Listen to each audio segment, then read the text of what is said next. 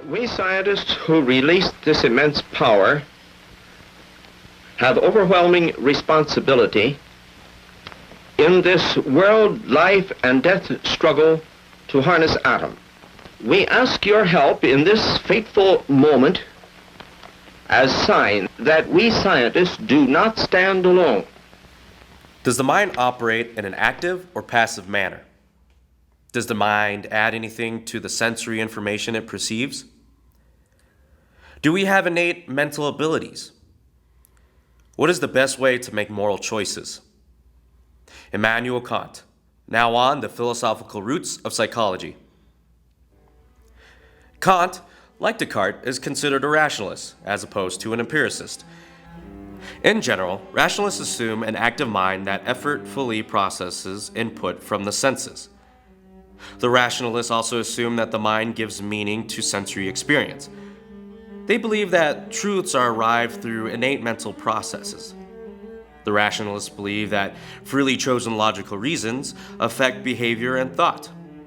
In contrast, empiricists such as Bacon, Locke, and Hume posit a relatively less active mind.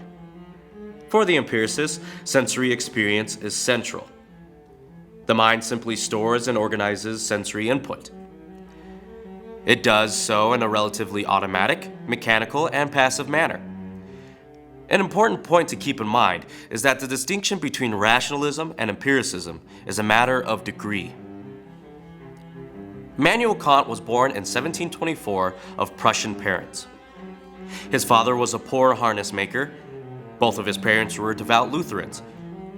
Immanuel was 14 when Samuel Morse invented his famous Morse code. Kant was 51 when the American Revolutionary War began. During his 80 years, Kant never traveled more than 40 miles from his birthplace. He lived in a very mundane and punctual life. Kant taught at the University of Königsberg until the age of 73. Why is Kant important to psychology? Kant provides a philosophical basis for what would later be known as information processing theory, the basis for Piaget's theory of cognitive development and gestalt psychology. These current psychological approaches posit an active mind versus the relatively passive mind of the empiricist. What did Kant propose that would be so important to these later psychological perspectives? Kant was uncomfortable with Hume's position that there was no such thing as causation. Hume believed that causation was simply a product of the imagination. In contrast, Kant proposed that the perception of causation was innate to the mind and must exist independent of experience. Kant proposed that the mind actively adds cause and effect to sensory data. These additions come from what Kant called the categories of mind. These categories of mind make it possible for the mind to think. Sensory data simply gives us something to think about. The categories of mind add structure and meaning to subjective experience. Cognition, then, is the interaction of sensory experience and the categories of mind. Besides the idea of causation, Kant suggested that there were other categories of mind. These include the ideas of unity, totality, time, space, quantity, quality, and so on. Let's look closer at the category of space.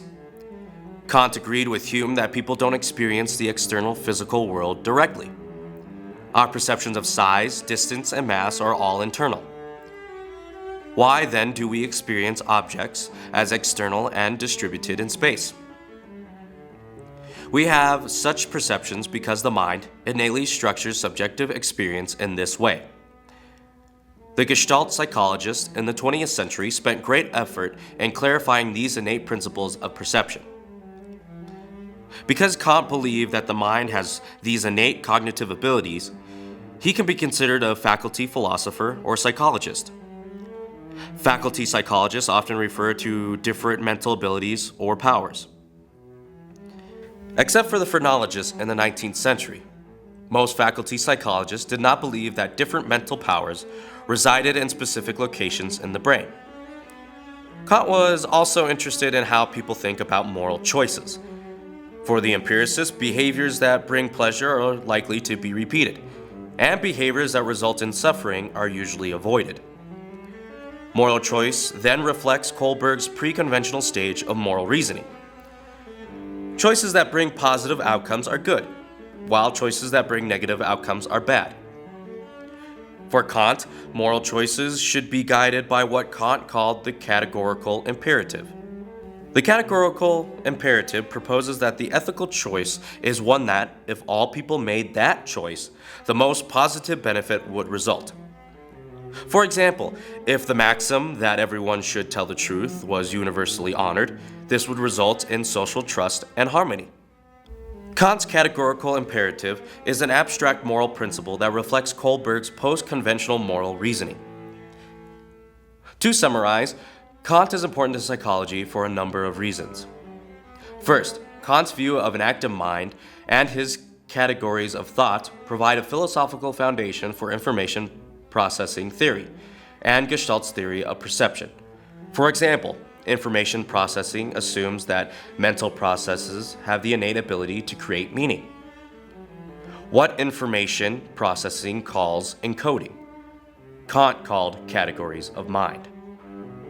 In addition, the Gestalt perceptual principle of figure and ground is an innate mental ability.